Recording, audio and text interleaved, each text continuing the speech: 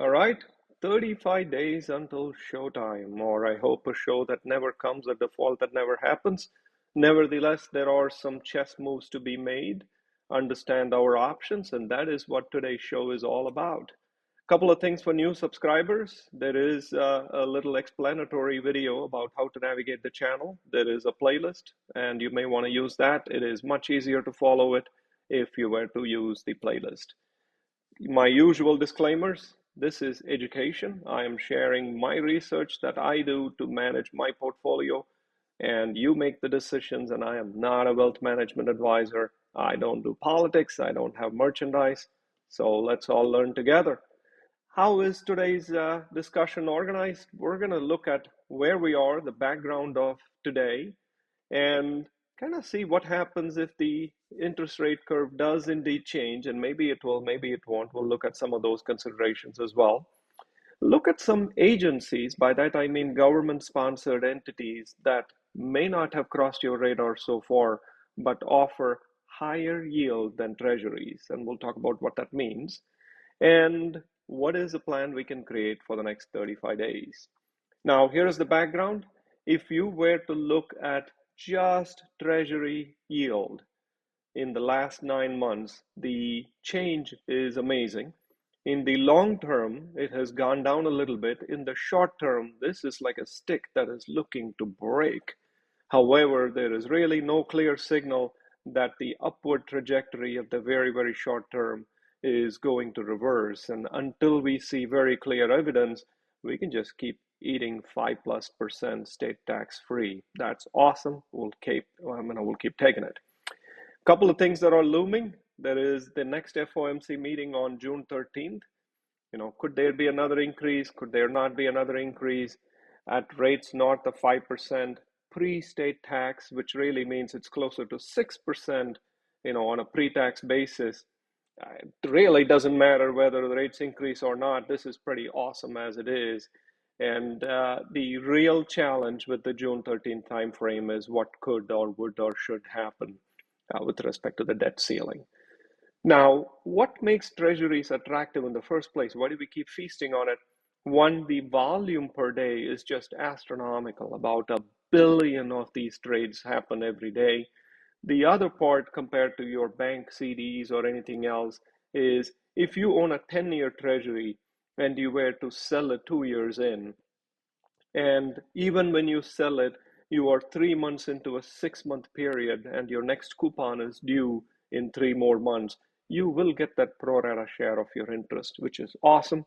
As you know, if you buy a CD and you sell the CD before the maturity date, you forfeit the interest. So treasuries don't have that, and it is backed by the US government, and you can make close to 6%, and that is what makes it a phenomenal investment. So then the question is, what about all this interest rate and curves and all of that? And there is a difference between investor sentiment and Fed reality that is being given. Investor sentiment keeps talking about there is a 60% chance that rates will drop and a 30% chance that in the very next meeting there will be a different message and so on. But the Fed Chairman Jerome Powell has been very clear. Until I see inflation drop, we're not really changing our game. And so what does that mean for us? Well, a couple of things are indeed happening. On the agency bond side, high coupon bonds are getting called back. Here is one at 6.44%. And remember, that is also pre-state tax. So that's more like almost 7%, which is astounding. If you bought that bond thinking you got that locked down for the next 10 years, oops, they called it. And there is another bond that got called as well. That was an FHLB that paid 6%. The point here is that agencies are making very smart choices in not committing themselves to long terms, whether it is 5 years or 10 years at astronomical rates. So they themselves are trying to think through, what is the best way to raise money. So what we want to do is fast forward 6 months out, 12 months out. It's extremely unlikely this is going to be 6 weeks out. But assume for a moment a big event happens and short-term rates drop precipitously. And to make it all terrible, equities are not roaring back. Because in theory, when interest rates drop, that should stimulate equities. What are you going to do? Your high coupon agency bonds that you and I are familiar with, FFCB, FHLB, they are getting called. Short-term rates are low, equities are not, roaring back. And so I started researching what else is out there that can beat the current treasury rates. And I wanted to share what I learned, and you do you. So there are some obvious popular government agencies, Fannie Mae and Freddie Mac, and as you know, these are not state tax exempt. There is also the FHLB and FFCB that are state tax exempt. How many of you know about USAID, GTC, PEFCO, RefCorp, TVA?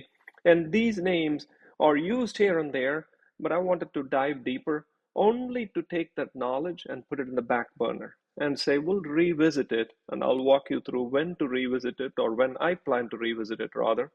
USAID, you've probably seen posters everywhere.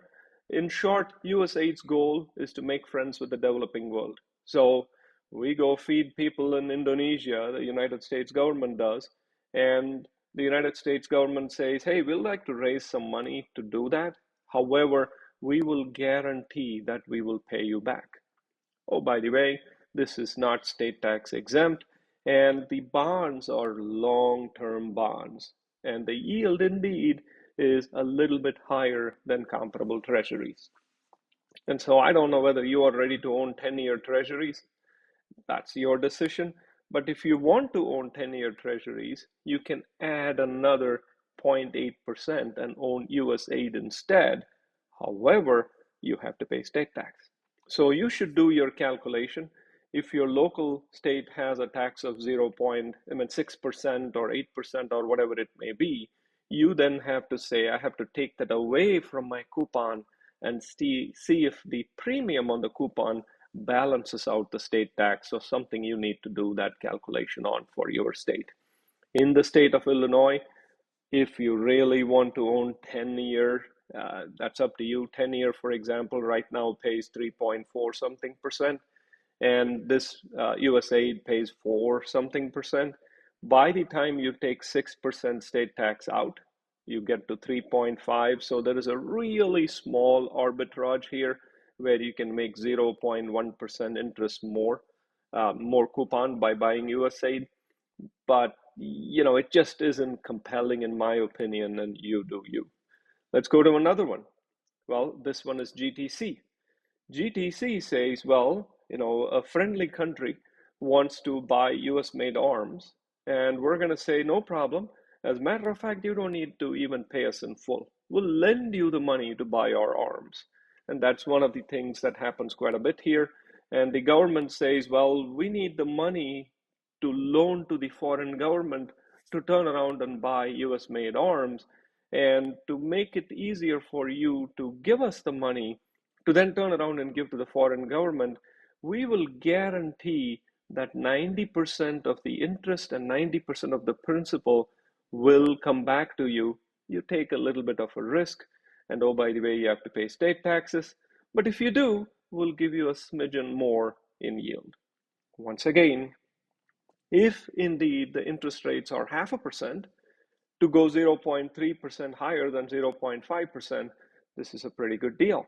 If interest rates are 5%, adding 0.3% and making it non-state tax exempt, at least in Illinois, this wouldn't really work. So you'd have to somehow find a state where that equation works better. And so think through that, and let's go on to the next one. This is an agency that focuses on making the US trade balance better. What do I mean by that? Some foreign country shows up and says, I'd like to buy some jets. I'd like to buy some computer chips. And the foreign government doesn't have the money to pay, or a foreign corporation doesn't have the money to pay. Along comes PEFCO, and PEFCO says, oh, we're going to make this easier for you. We're going to create a bank called the EXIM Bank, the Export-Import Bank. That bank will loan you, the government of XYZ, the money you need to put computers in your school district. You take our loan and you pay the United States corporation to buy that stuff that was made in the USA, and we will then sell that debt to our citizens.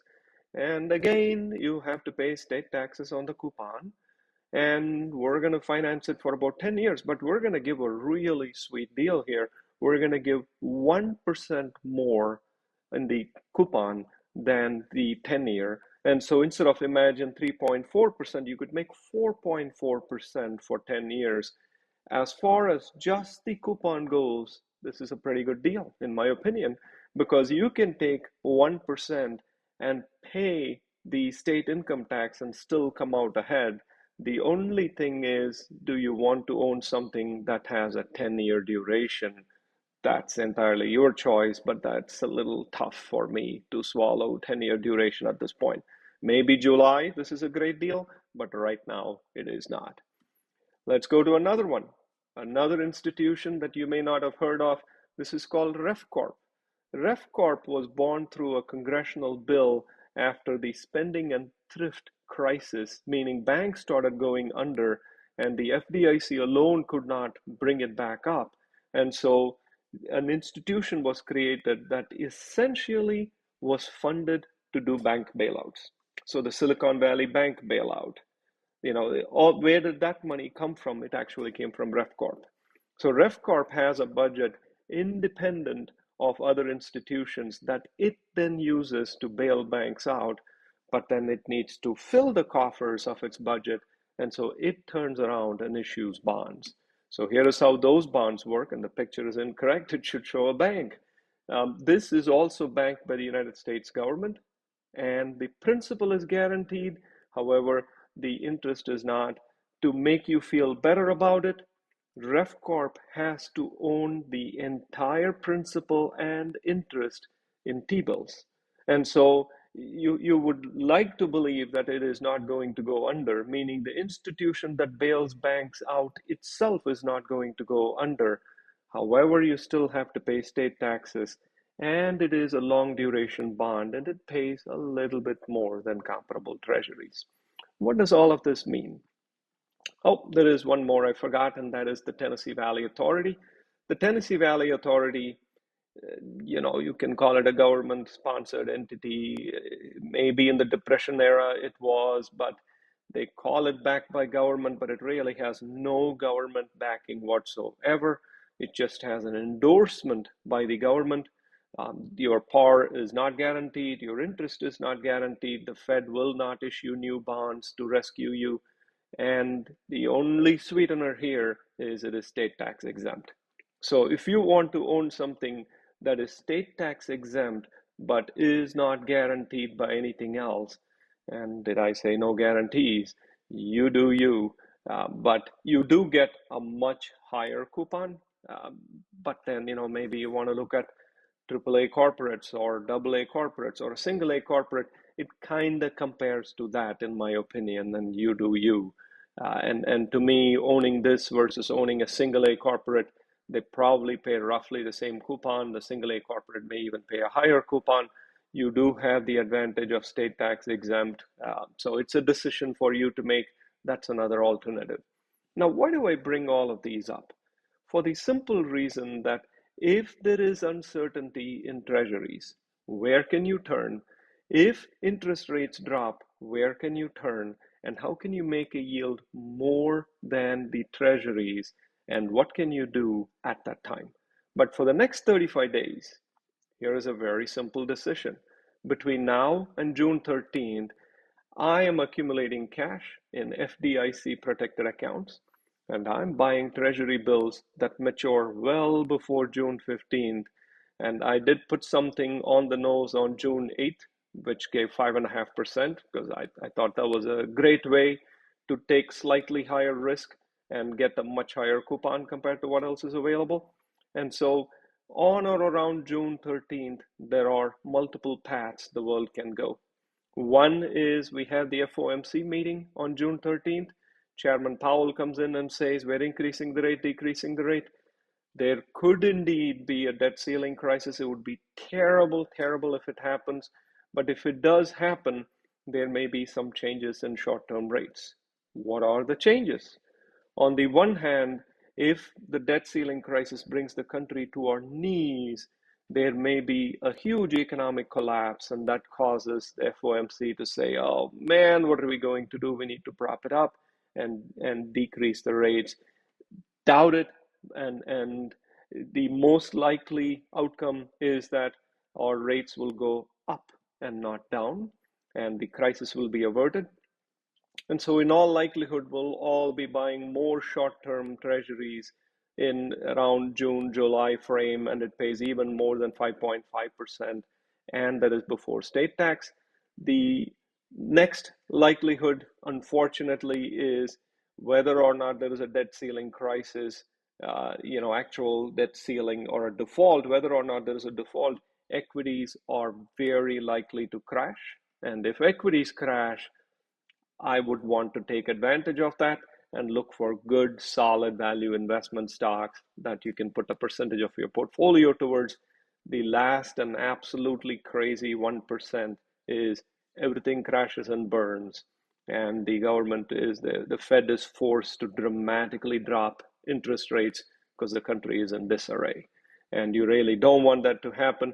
If that does happen, and the Treasury federal funds rate drops dramatically from 5% to 3%, 2%, whatever it may be, in the crazy scenario that it happens, that is when you would look at things such as the RefCorp and things like that, so you can make slightly more than the lower amount. But for now, accumulate cash, sit on T-bills that mature before June 15th.